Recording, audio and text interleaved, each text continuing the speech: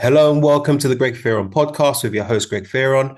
And today I'm joined by the awesome Miriam Blyth, who is a behavior coach and helps people fix the unseen problems when it comes to their health and their weight. Welcome to the show. Hello, finally get to meet you. Yeah, so for the listeners, myself and Miriam met on Threads, where we regularly back each other up with our posts and our content and how we understood the whole weight loss and all that stuff puzzle.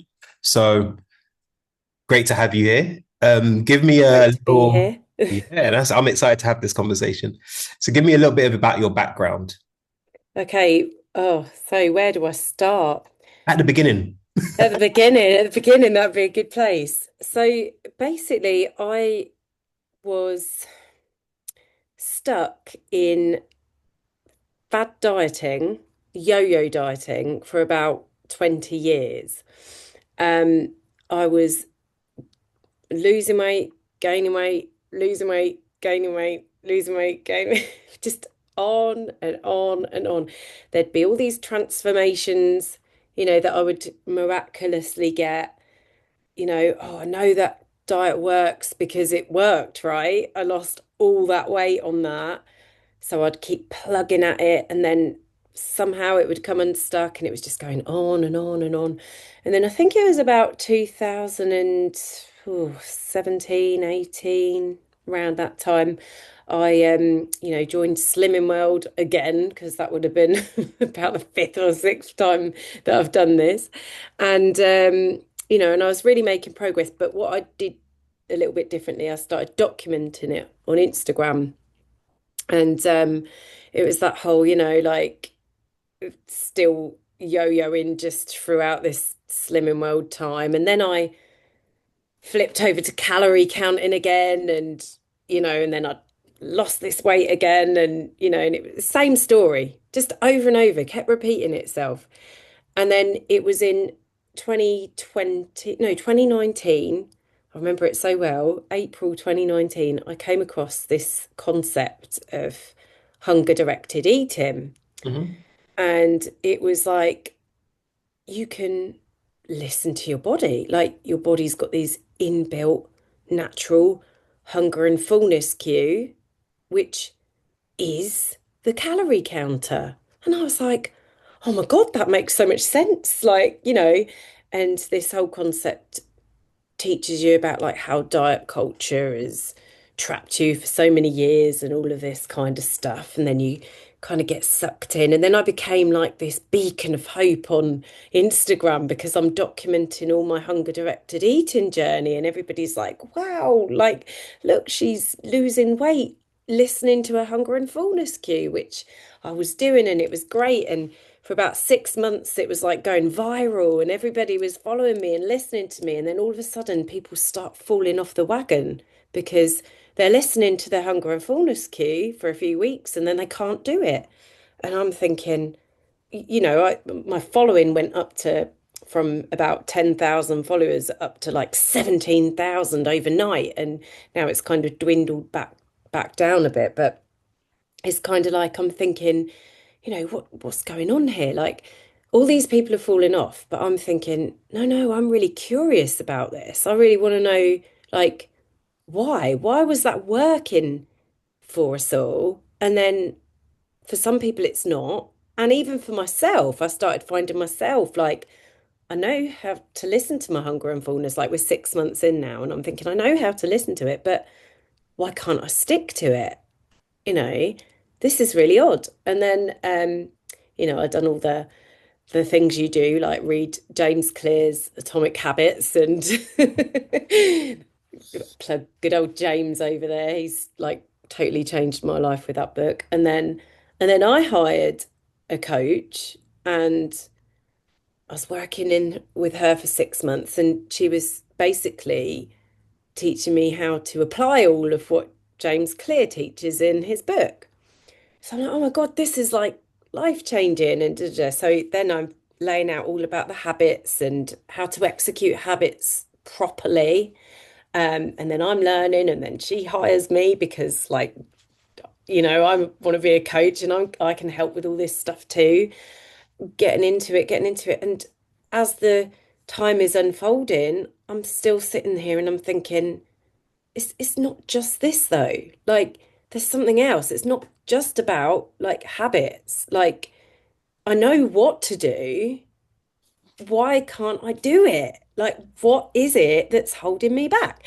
And this is the thing, so many people in the world, like they think there's something wrong with them. Like, I went through the whole, it's got to be my hormones because I want to throw this out there to everybody. I was diagnosed in 2019 as well with a really debilitating condition called PMDD, Hmm. which is premenstrual dysphoric Or disorder. this, I can never remember now.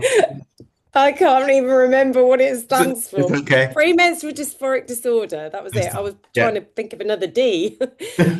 It was basically debilitating me to the point every single month for years I was like suicidal. I was like I would come round to my period every month and just be in the mirror like, I'm disgusting, I'm horrendous, and you would feel like you're wearing this, what me and my colleague call a fat suit. It's like literally you feel different. Nothing's changed, but you feel so different, apart from your uterus is swollen up to the size of a watermelon. But nothing's like significantly changed. It's just the shifts.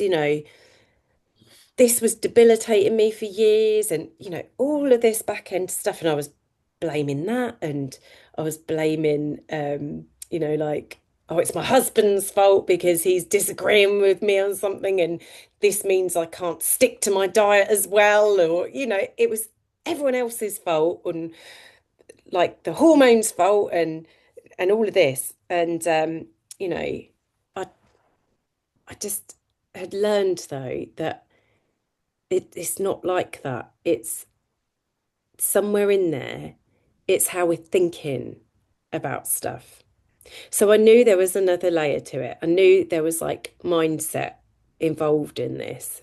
So here we go. I've got like pieced together like habits, because habits are basically what you're doing or not doing. And when you do something over and over again, you get better at it. When you don't do something over and over again, you get better at not doing it. So it doesn't matter whether it's a good thing or quote unquote a bad thing, like Hmm. smoking. Like if you smoke, the more you smoke, the better you get at doing it. And automatically your brain's going to go, oh, okay, we can do this well.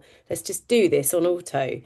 And that works for absolutely everything. So I knew it was habits, knew there was some kind of mindset stuff, like, these are self-limiting beliefs. Like, I'm sure there are people with PMDD who can lose weight, right? I'm sure there are people who are, even people down to I was like going to the doctors, like, you need to check my um thyroid and everything, like, but there are people who have thyroid disorders that are still losing weight, right?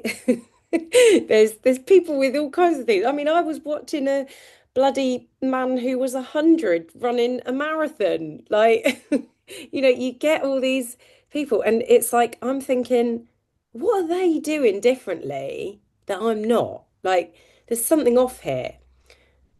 And it was even like down to thinking about people who, like, when I was doing all the hunger directed eating stuff, Hmm. the terminology was these people are naturally slim. And I'm thinking, yeah, that makes so much sense. Like, what is a naturally slim person doing Hmm. that I'm not doing? And it was peeling back those layers to see, like, everything these people were doing was their identity, it was at identity level. Okay. So, like, when you're thinking of somebody, let's use the naturally slim example because there's going to be loads of people going, oh, no, I'm not naturally slim. Like, actually, I would completely argue with anyone that thinks that, right? That's a self-limiting belief because you weren't born like stuffing your face. As a baby, you would have drank milk and you would have pulled away from that milk when you'd finished. That's And being sick, right? Like, ugh. Yeah. yeah, yeah. That's The the vomit over the inbuilt shoulder. that's the inbuilt cue, right? Mhm. Now I want to caveat this right now with this because I know like there'll be people probably going, oh no, that's me. Da, da, da. I want a calorie count and I want to take weight loss meds or whatever you want to do. And like I am not against any means of dieting as long as you're not underfeeding yourself, restricting yourself, and doing anything that is Dangerous, I guess. yeah, yeah. Or like if you're trying to get yourself to become emaciated, like no. Yeah. I'm not going to help you do that. But it's just understanding that, you know, even if you are calorie counting, that do you want to be in a position where you're not like you're not even trusting yourself, you know, like if you're eating these calories and your body's kind of like I'm a bit full up now, like do you trust yourself to go, do you know what? I'm going to stop here and, you know, pick up again when I'm hungry? Or are you like going to yourself, no, I need to eat that because that's when it becomes a little bit, you know, obsessive or you're going a bit the other way, in my opinion. But going back, sorry, I'm like going all areas here. This is crazy. So I'd been doing this hunger directed eating, realized that, you know, like something still was off. Realized that, okay, we've got habits and mindset at play here, but there's something still not quite pieced together. Like, because it would just be like I'd be nailing it. I'd be listening to my body, like, this is great. And then all of a sudden, I'm not. Like, I'm finding myself knee deep in a bag of sweets. Like, why am I eating sweets? And I'd be and I'd be sitting there like, oh, I must be addicted to sugar because I'm eating sweets. Like, but then I'm like, no, because then at this point I've learned that no, sugar isn't addictive. Like the science, like people would tell you. I mean, I went down that whole rabbit hole. That's something I didn't tell you that I didn't eat sugar for about 4 years. I said I didn't eat sugar. I'd not eat it, and then I'd binge on it, and then I'd not eat it, and then I'd binge on it. So it was like up and down, up and down. But you know, I actually avoided things like fruit and everything. I was like, no, sugar's like cocaine. It's gonna like yeah, it's gonna get me like so addicted to it. And then, you know, I've kind of gone through the years and then learned, oh, okay, it's not addictive. It just has, I suppose, addictive like qualities because it gives you dopamine hit, right? If you eat something sweet and you know, but it lights up the same receptors as cuddling a puppy does. Like a puppy's not addicted. Well, some people might Well, be. you never know with some people, to be honest. Yeah. Oh, they'll be like, oh, my puppy. Um, yeah, so I'm just kind of like thinking, what is it? Like, I know it's not addictive, so I've squashed that limiting belief, but why do I keep finding myself, you know, it's not broccoli I'm like in the fridge munching on. It's sweets. It's sweets. I'm going for them. Um, and then I figured it out and I was just like, oh my goodness, this is like not even rocket science. And it was literally understanding like the whole puzzle. Like your thoughts generate your feelings in a human being drives your action or your inaction 100% of the time, and your actions are what give you your results. And I realized that this wasn't about food, it's never been about food.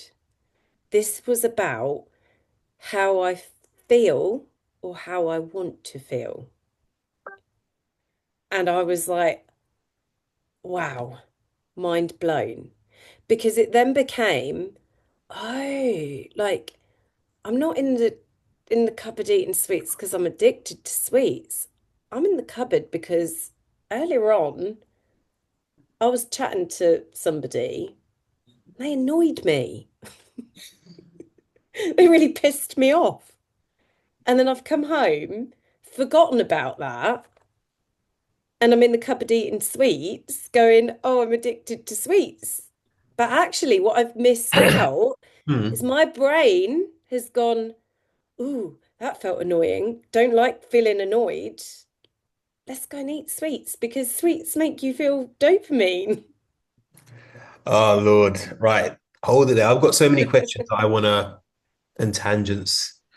Um, because in my work and in the $1 million body method, the first thing I do is start with what I call a superhero identity. Like that's who's the person you want to become. And I think it can be difficult to get that across because people are like, identity work? No, I need another diet. Identity work? No, I need to get my hormones checked.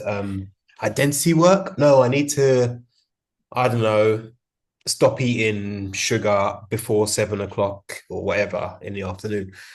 And what I found, and probably what we've seen on threads on how we met, was people are so willing to fight for their limitations, not what their possibilities are. Do you see that? 100% because they don't know what's possible. They think that, you know, oh, do you know what? I tried to lose 20 pounds, but I couldn't do it. I couldn't do it because the diet was too restrictive and I kept yo-yoing. And so they're like literally building a case story in their mind based on their past. And they don't realize they're not like, do you know what? Who they're not sitting there thinking, who do I want to become? Like when I started doing this work, I started thinking, who do I want to be? Like, I want to be somebody who gets up, who is consistent, who shows up for herself, who eats like the foods that serve me, the foods that make me feel good. I don't want to stuff my face or snacking in front of the TV of an evening. I want to be somebody who can choose to do that if she wants to and choose to not do that if she wants to. And then it became, well, if I want to be that person, I need to be her now so I can close the gap between present Miriam and future Miriam and be her, not think about Miriam in the past who snacked all day and all night on the sofa and bring her into my food. No, I'm not even her anymore. So why am I going to keep trying to be her? And why am I going to keep trying to prove that that's who I am when I'm not? And as soon as I started working from that level, that's when everything started to change. I started to close that gap. I mean, I'm still in kind of transformation mode at the moment. Hmm. I'm still going because Yeah. there's been a lot of the mindset work has to happen first, then the body will follow. Because then it becomes a case of now what you're doing is just rinse and repeat in your actions. Now what you're doing is focusing on like the nutrition and all of this kind of stuff. But you can't focus on nutrition if your brain keeps pulling you back into the identity of somebody who loses weight instead of the identity of somebody who has already lost it, who is living that way. And the thing with a human brain is like a brain just wants safety. So if it feels safety and I'm the type of person who loses weight, then it's going to keep self-sabotaging you back to being that person. Whereas if you shift your focus and shift your identity and becoming the person who loses weight and keeps it off, you're going to create a whole different outcome and you're going to blow your own mind. Do you know what? You literally just, like I said, word for word, a lot of the things I say with clients. I'm like, it's really hard, I guess, as someone, and the type of people we are in our kind of work, we want to help everybody. So we'll be like, comment on people's posts. No, listen, what you need to do is this, this, and this. but people will then come at you. So this is a classic one. I'm going to ask you the question. So for many people will say, "Hey, I'm in a calorie deficit, but I can't lose weight." What did I say? What was so funny? I didn't say anything yet. No, no, I just like I can hear the person saying it. I can hear it. Like that is the quintessential line that we hear all the time. And I think with GLPs as well, it's really muddied the waters. Like I think what's happened is GLPs have helped people stay in a calorie deficit easier because it manages all their hunger stuff. And they're almost like, see, told you it wasn't the calories, it was my hormones. Does that make sense? So now it No, it was the calories. we know that. It stopped you eating as much. We know that. And I get it to some degree, it helps people manage their hunger, etc., etc. But I actually think that there is an identity thing that goes on that people be like, oh, it wasn't the calories that lost weight because I failed with that before. It was the medication I needed to help me. And the medication is all of these things. And we're like, yeah, it helps you get into a calorie deficit. Like, Yeah. but there's like a It's real like, like I want to distance myself away from calories. It's really weird. What's your take? yeah, I think this is it. People aren't peeling back enough layers. And this is why we're seeing so much in the news as well from the GLP-1 users who do want to come away from it. Because as I understand it, GLP-1 drugs, if you're taking them, you're taking them for life, Yeah, right? 80%, Unless, 80% of people will need them for life, I think. There was a latest study. yeah, unless you're doing the mindset work. It's mindset, it's feelings, it's habits. You've got the way I explain it is like you've got diet and exercise, and obviously your diet, like the calories you're eating, the energy you're consuming, and the way describe it as well. Like I think this is just a bit easy to describe because people are going, it's not calories, it's not calories. I'm like, well, calories are energy, body fat is stored energy. You need to reduce energy, aka Somewhere. calories, which will reduce stored energy. That's the way I like to say it. Um, and I also like to just throw in there that weight and body fat are different. So, like, Yep. if somebody's going to me like, "Oh, I'm not losing weight," I'm like, "Well, what kind of period of time are you talking about here?" Like, "Oh, in a week, I haven't lost." Well, don't give me a week because I'm I'm promising you, like, if you drink a glass of water, you're going to weigh more. If you have undigested food in your body, you're going to weigh more. That is not body fat. That's different. So just clean that up. But oh, I can't remember where I was going now. So I was saying about what was I saying? What Yeah, was it's your just question? so that's fine. I think those are really great points. I think it's that line where people, especially people who take GLPs, are like, no, it wasn't the calories, it was hormones, kind of thing.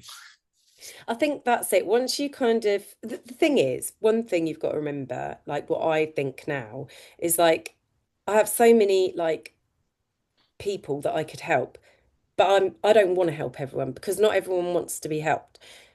I want to help the people that want the help, who are open and receptive to what I'm saying. Like if you're not open and receptive to understanding that a calorie deficit is ultimately what is making you lose weight, then I'm fine with you to go off and keep spinning if that's what you want to do. Like, Yeah, let them go. Let them I'm go. I'm gonna let you go. I'm sorry. I love you. Enjoy. I Yeah. love you, and I will help you when you're ready. When you've Yes. and I say that with love and as somebody who I just told you, didn't I? 20 years I was stuck.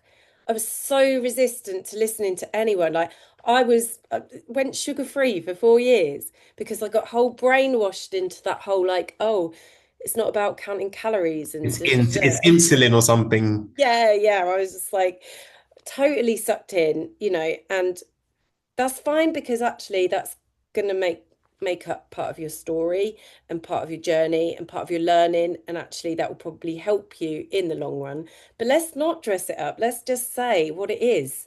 It's a calorie deficit. When you eat less energy than your body requires, you will lose body fat. Okay. And going back to like the GLP-1s and stuff, like I can see where that crossover comes in because people are now being given a drug that reduces the food noise and it tops up that hormone in the body to do that. And that's all fine. But oh, I think that's where I was going with. Sorry, I've gone off on a tangent there. That's all right. We were saying, weren't we? I was saying that, you know, people when they have these drugs, they're going to have to be on them for life unless they do this mindset work. Because if they can understand where they're overeating, where they're eating more than their body needs, and why they're doing it, and it isn't just because of food noise, because let me say that's what happened as well. So when I was doing this hunger directed eating, what this was really good at doing was getting rid of food noise because Mhm. part of the deal was to neutralize food. Mhm. And once you neutralize food, so I'll say that in plain English because a lot of people won't. What does neutralizing food even mean? I'll tell you exactly what it means. You know, like when you look at a cake and you think, oh my God, the cake is bad, or this cake's so sugary and it's gonna like make me put on a pound just looking at it. All that kind of, like, oh, I get so hungry when I look at a biscuit, or when I walk past the office and there's the biscuit tin calling me, and all of this like kind of things you hear. That's what you hear people say, okay? That's because what's happening is when they see these foods, smell these foods, taste these foods, they create feeling in their body. So they feel like, oh, that's bad. And then they feel guilty for eating it, or they feel excited that they're going to have it.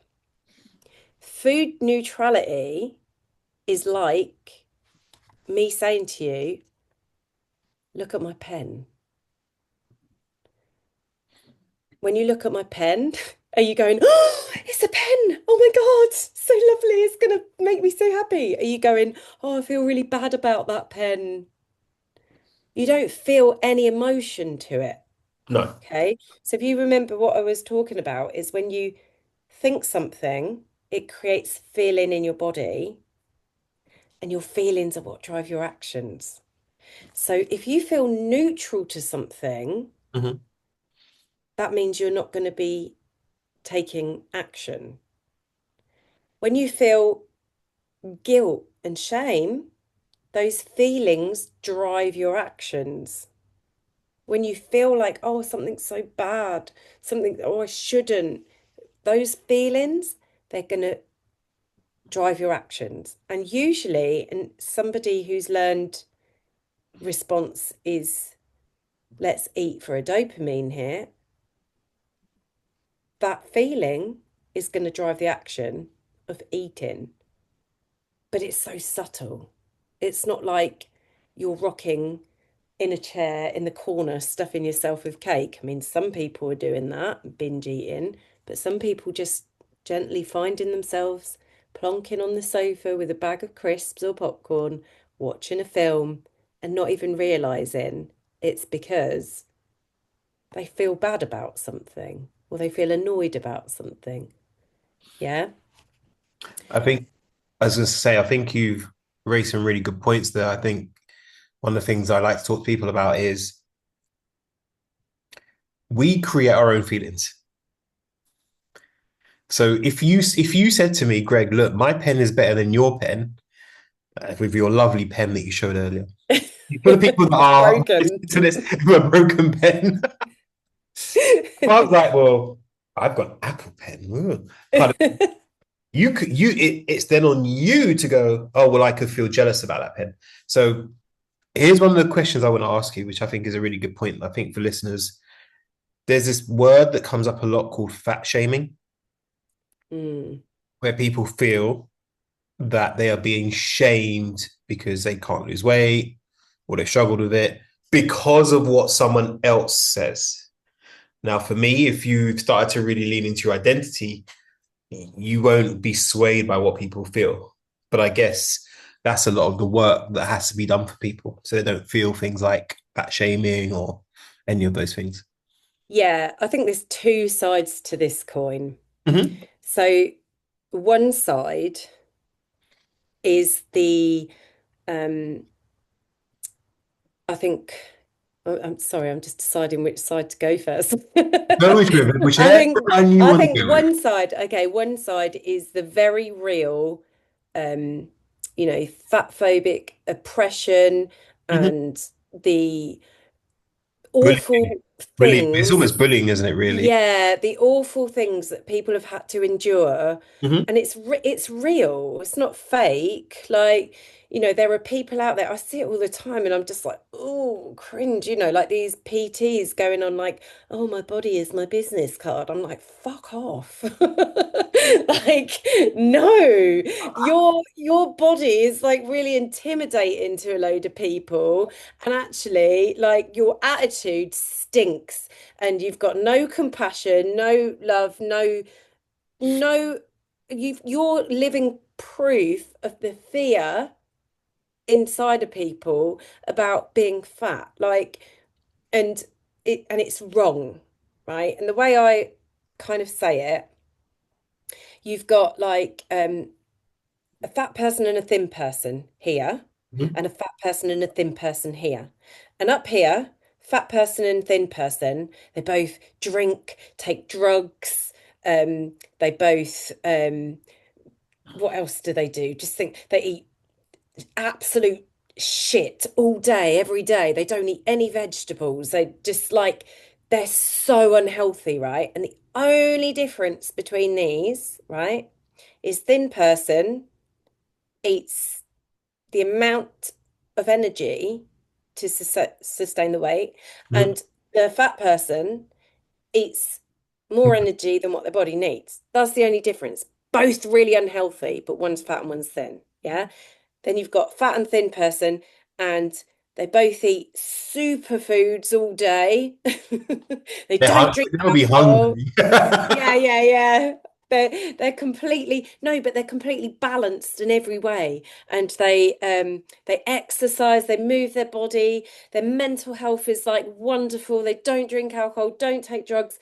They are healthy people, right? I mean, they can both do backflips across the stage. They can both do the splits. They can both do pull-ups. They are both healthy, right?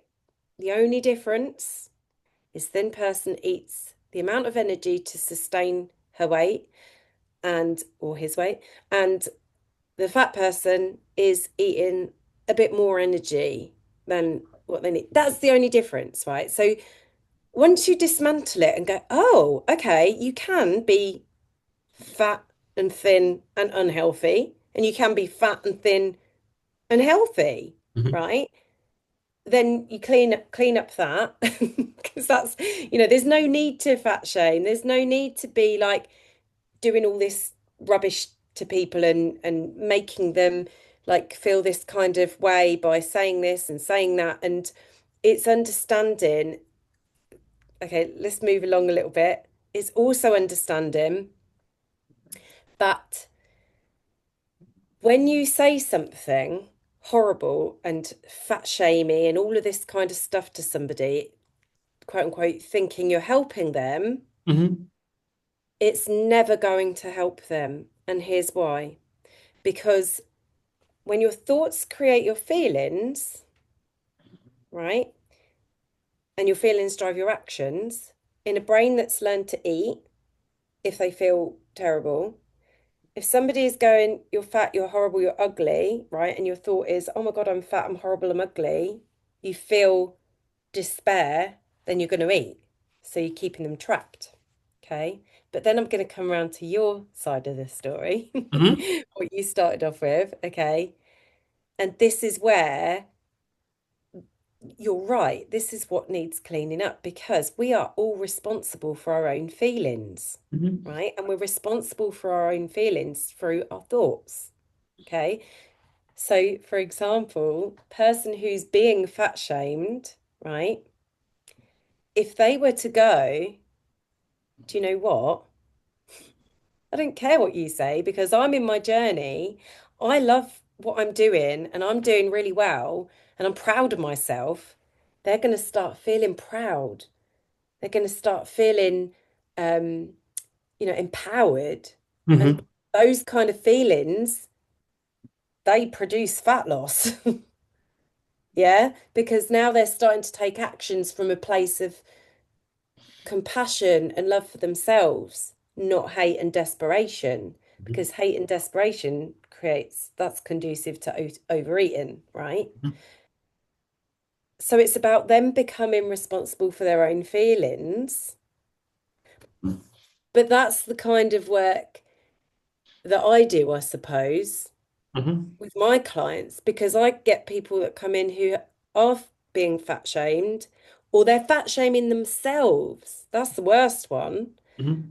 And it's teaching them to be stuck in the mindset of somebody who is like, oh, like everybody's horrible to me and I'm not good enough and this is terrible. When you're stuck in that and you're not taking responsibility for how you feel, then you are going to be stuck in cycles. But you do have to dismantle the fat phobia and fat shaming first because it's real. And then I think this is where like people try to DIY this work. Mm. They'll go online, they'll see that Shelley from down the road did an amazing job on her weight loss, blah, blah, blah, blah, blah. Oh, let me follow what she's doing. Or let me just interrupt you. Um, Or they see an influencer who is, saying, oh, you don't need to, you can intuitive eat and you can let go and you can do all this. And which, by the way, I just want to caveat that with, I think that's amazing. Like, if people can live their lives and want to live their life like that, mhm. that's absolutely fine. But it's when you don't want to live your life like that. What about the people that, they want the freedom, but they don't want to live their life Yeah. trapped in a body that they don't want to be in? And that's okay for them to move away from that and say, do you know what? I want to take care of myself and I want weight loss. There's nothing wrong with that. Mhm. So it's just separating the two. Sorry to cut you. No, no, at all. No, I forgot what I was going to say. I think what I see is that people will try to DIY this work and try and do it themselves. Like you said, they'll follow X influencer, they'll follow Shelley from down the road, Rita from HR, who said, I'm on this new diet, you should do it.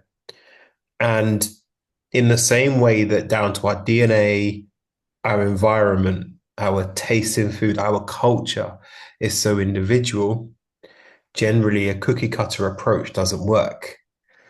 And that's why when people ask me, Greg, what diet do you use? I'm like, the human diet. Like, Yeah. food that humans eat. Like, I don't know. I don't know who you are. I don't know what approach is going to need for you. But I think we get so fixated on what's the best diet, what's the best exercise. No one's asking the question and saying, what's the best bit of identity work, mindset work that I need to do for myself to become the person that I want to be? And then all of a sudden, all this best diet stuff goes out the window. It's really interesting. Um, Yeah. It is, isn't it? They're all going, what diet do I need? What exercise do I need? Nobody's asking, what do I need to do to be able to stick to my diet and exercise? That is not even rocket science, is it? I know it's so scary though, isn't it? It's like so sometimes I feel like when we put content out, we feel a bit. I'm a bit like, should I be saying this? Because obviously we're going against what everyone else is doing a great job of going. You need to track calories or eat protein, but all that great stuff. But no one's going, well, what's the identity that you're reading this information from? What's the identity that you wake up in the morning and you decide whether you're going to skip breakfast or you're going to say, no, I deserve to have some time to have some good food and read the crossword or whatever you want to do. Like, Yeah. how are you operating? And it's so interesting, right? Because the clients that I work with, here's the funny thing, like, because when I started out, I was really, it was me just guiding everyone through hunger directed eating. But as I've kind of evolved myself and learned all this mindset work, I've realized like, oh God, it's not like it doesn't matter what your protocol is. You come to me and tell me what protocol you want to do, and I'll show you how you can adopt the mindset to do it. And it's interesting because I do have clients that are like, you know, I don't want to eat sugary foods because it gives me bad skin. And I give them the tools to be able to create the mindset and the habits and feel how they need to feel to enable them to stick to it. And what that looks like, it's kind of like, I don't know, you might get somebody who's vegetarian, right? Now, a vegetarian doesn't eat meat, but they don't sit there going, oh, I feel so restricted. And, like all it is they're aligned to their values, they're aligned to what works for them, and it's effortless because now they're in alignment, right? And this is what happens. Like my clients come along and they're like, holy shit, like you've made it so easy. Like there is legwork to do in building that skill Oh, set yeah. because it's a skill set. Like if Yeah. you've woken up every day looking in the mirror going, oh my God, I'm so fat and disgusting and I need to change, like it was like what I said at the beginning about habits. If you've done that every day, you've got better at doing that every day and then it's become automatic. So now you've got to unlearn something. It's about creating new ways of thinking, and that can take time. It's not going to like happen overnight. But when it does happen, it's like, oh my God, it's so easy now. Like, wow. It's so funny because Like I, driving, I get in the car and I just like I don't have to think about putting my foot on the clutch or moving the mirror, or I just put the sat nav in and start thinking about where am I going on holiday. I'm not thinking about how to drive, and it becomes like that, like with your eating habits. it's so funny you say that because I tell my clients all the time that they're athletes and bodybuilders. And they're like, what do you mean I'm an athlete? I'm like, you're an athlete. They can't get their heads around it. They're like, but Greg, I don't run. I'm not at the Olympics. I'm not even doing a park run yet. I'm like, you're an athlete. And once Not even doing a park run. no, no, listen, I don't do park runs. I pure sprint, do anything over 30 seconds. So for me, I'm like, listen, you're a bodybuilder. I'm like, how? I'm like, do you go to the gym? Yes. Do you lift weights? Yes. So what are you doing? I'm building my body. So, ah. And again, it's because the identity they've gone in with, oh, I'm just an average person going to the gym. Once they go, oh, I realize they're a bodybuilder, all of a sudden they start lifting heavier, the PR start going up. I start getting messages going, Greg, I've done this in the gym. I've never tried it before. It was on the program, but I wanted to try it because I think I can do it. Knock yourself out. Like, Yeah, and that I think that aligns with what you said about when you get the identity piece right. I do think there's another part to it, which I'll talk about in a sec. But once you get the identity work, all of it becomes so much easier.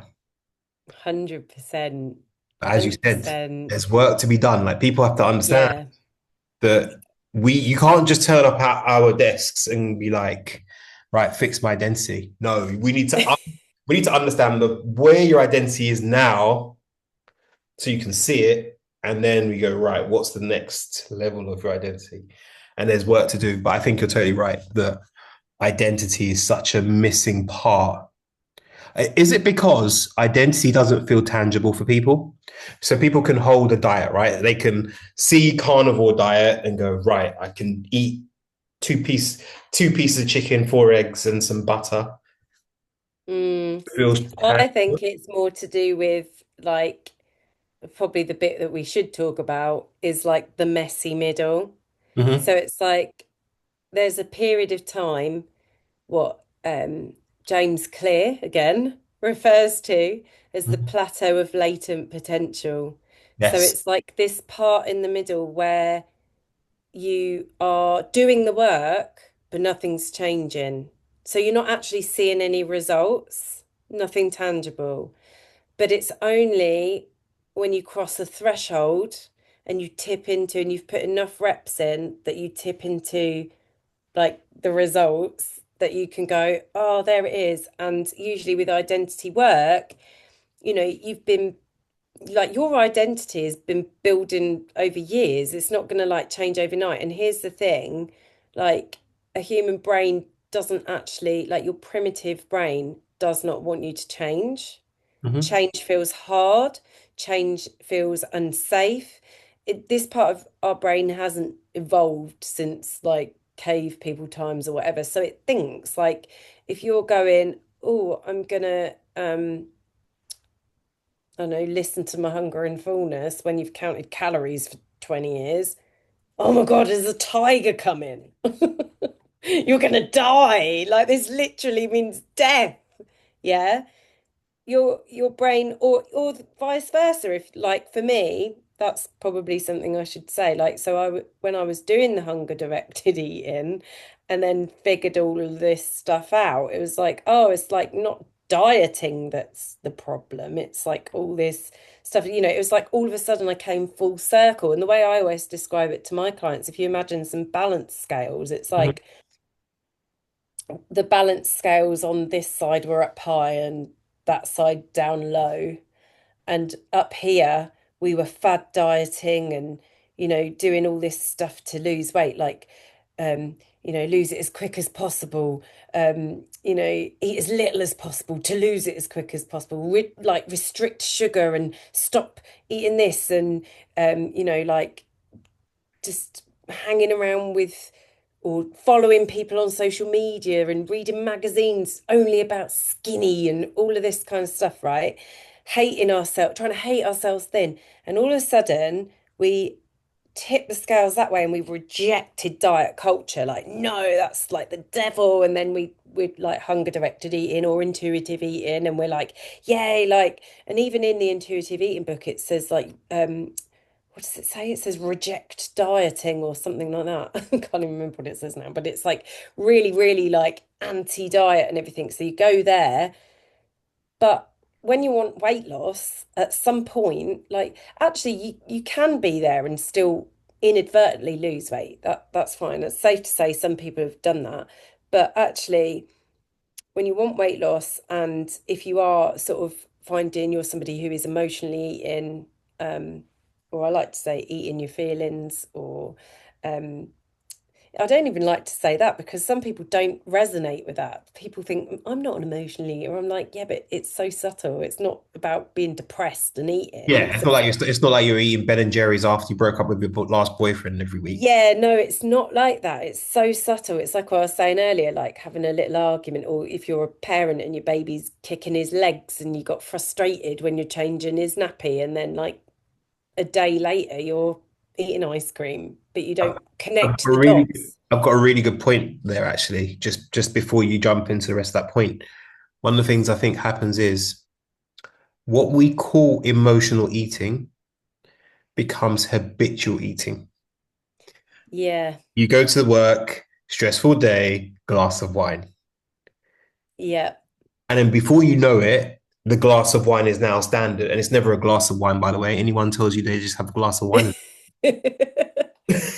That glass of wine, as you come through the door to reduce your stress, now becomes a habit.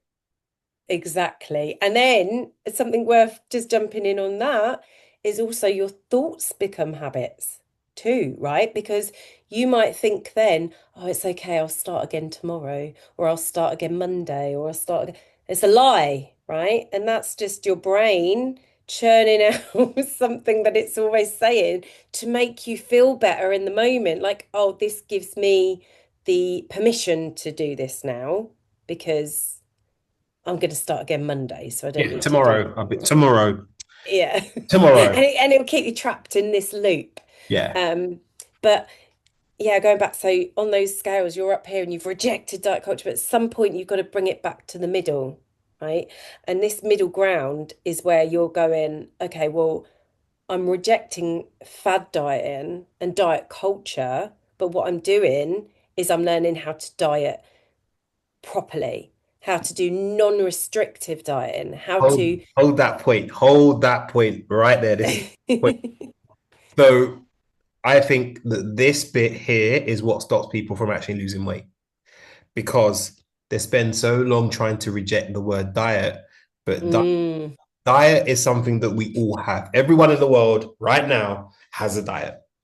yeah, If you forcibly try to always reject the word diet, knowing that you still have to make dietary changes, which means you have to go on a diet or reduce your diet or amend your diet, you automatically start to fight with the word diet in your head.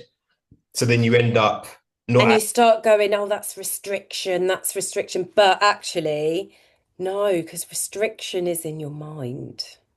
Restriction is in your mind, and it's something that you create. So, and you can uncreate it. So, like, the way you do that is by practicing abundance. So, like, for example, my clients aren't going around saying, like, oh, I'm eating as little as possible or I'm eating less. I need to eat less. They're not saying I need to eat less. They're saying I need to eat as much as my body needs, but not as much as my mind needs, because my mind will keep telling me to keep eating because my mind is getting a dopamine hit from food and our minds are like, yeah, keep going. Keep going. It tastes good. Like, oh, don't finish that yet. Like, just listen to the story that your mind tells you when you're eating food. Like, the clients will be going to me like, oh, I can't stop eating. I'm like, who's telling you that? Who's telling you you can't stop eating? And they're like, wait, what? That's such a great point. Yeah, I think you've nailed it where, yeah, people are trying to reject the thing that they actually have to do. And the way that we talk about ourselves is where the power lies. Like you said, you're not trying to cut out everything, you're trying to eat as much nutrient dense food that allows me to become the person that I want to be. Exactly. And then it's living it. It's like saying, that's who I want to be. So I'm going to be her now. But also, it's like reminding yourself constantly that food is not scarce. I mean, we are so fortunate in this Western world that, food availability, we have it, you know? And if we've got this story that we keep going over in our head, like, oh, this is going to run out, or like, I'm not going to taste this again, or like, it's not going anywhere. Mm-hmm. Like, if you're eating a meal, like, often I'll eat a meal and I'm like, oh, okay, I'm feeling full up now, or I'm getting fuller, and I'll say, okay, well, I can stop this now and save it for later, save it for tomorrow. Like, and people go to me, oh, yeah, but that's waste. Like, how is saving it for tomorrow waste? Oh, because I wouldn't save it for tomorrow. I'd throw it away because I don't like eating leftovers. So I'm like, okay, so what you're telling me is that you're not happy to waste it in the bin, but you're happy to waste it in your body. You're happy for it to show up, like, on your body because that's what it will do. You're like showing yourself waste. The logic is not logicking. The It's math. not logicking. The math isn't mathing. And it's like, oh yeah, but it's because like people have these deep-rooted, entrenched beliefs that somehow it equals waste if it's in the bin, but it doesn't equal waste if I'm eating it. Yeah, well, yeah, They're like, feeling stuffed. yeah, you can't What's the absorb point? it, so you're gonna have to store it, right? Yeah. then you're going to produce too much insulin and then you're going to gain weight. Not, Yeah, yeah. Not like the simple logic. They take themselves down that path. But also going back to what you were saying about the whole, like people not liking the word diet. And or I can say, calories, huh? or calories, Yeah, yeah. or calories in, calories out must be the most And hate. this is something like that's something to kind of spy on your brain with. Like, why don't you like that? And this is something that me first-hand experience, it's like what I was saying, I've come full circle. So it's like I rejected diet culture. I had to bring it back to the middle. And now I'm like, oh, okay, I'm really open to understanding that it's not actually dieting that is the problem. It's the mindset that we have. And it's not like to say like, oh, it's your fault. That's not what I'm saying. Like, oh, your mindset is like terrible. It's that through all the years that we've lived and been shaped and conditioned and listened to all like social media. I mean, my day was Kate Moss in a magazine, like, and Cindy Crawford and all these beautiful women that I was just like, oh my God, like I want to look like that.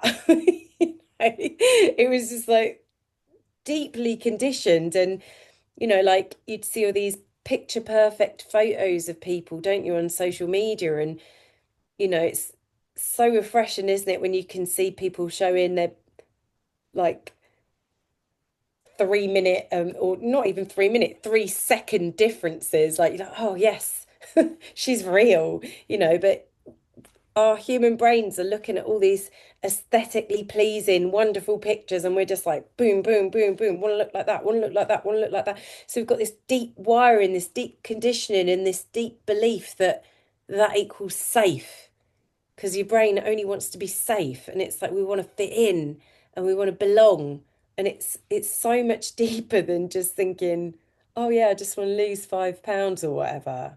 Mhm. It's like this, um, you know it's really toxic actually, and it's like we just have never realized that that's what's been going on in the background.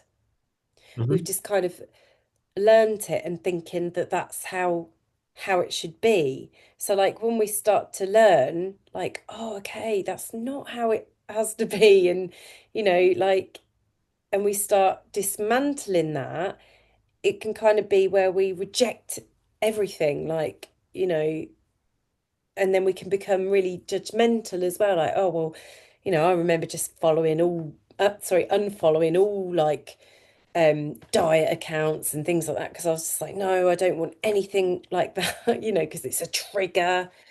Oh, And yeah. until I realized like, but these things are always going to be there.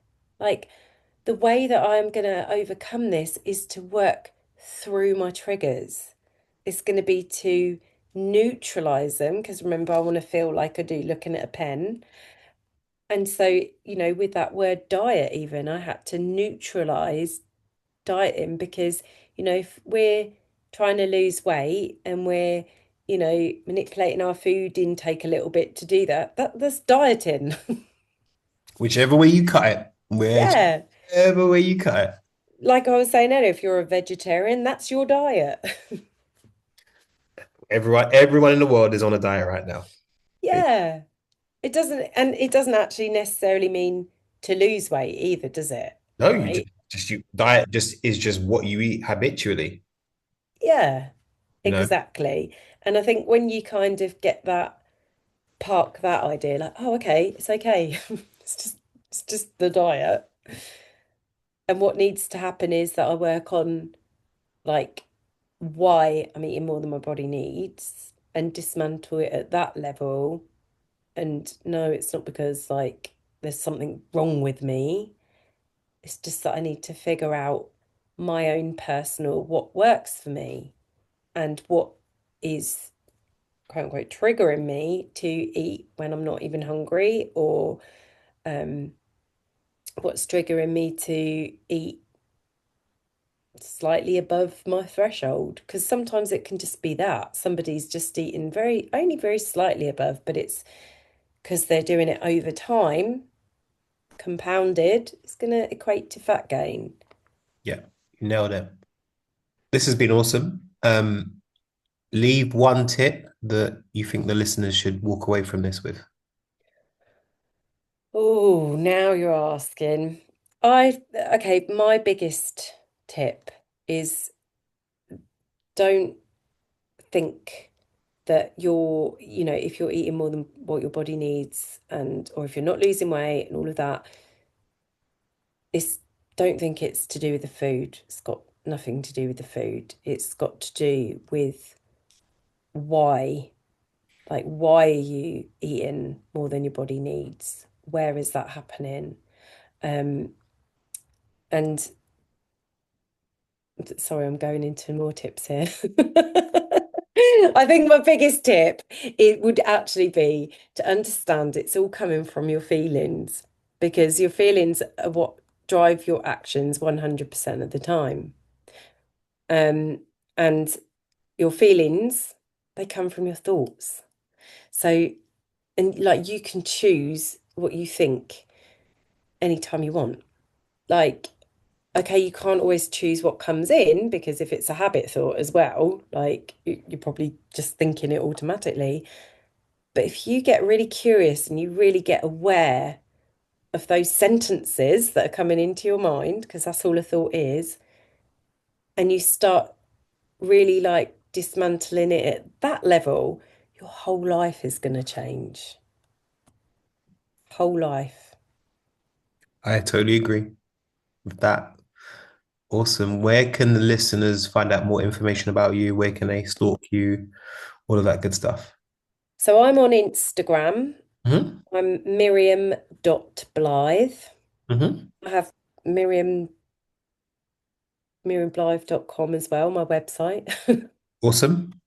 Okay. Um, yeah, and how I work, I do one-to-one coaching, and I also I have run like a group coaching program. It's called the Aligned Habits Collective, Mhm. and in there it's got my methodology on, how to sort of change your mindset. It does all the identity work, um, and we work at that kind of level too.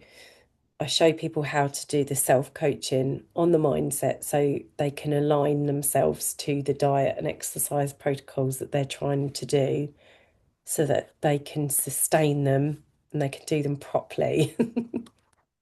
Cool. Love it. Love it. Love it. Love it. Um, to the ladies mainly who listen, who are my audience, if you enjoy this, go give Miriam a follow. Also, share this podcast with people who will definitely need it and want to hear it. And drop a 5-star review on Apple if you are an Apple listener. And then I will see you on the next episode of the $1 Million Body. Thank you, Miriam. Thank you. All right. Bye for now.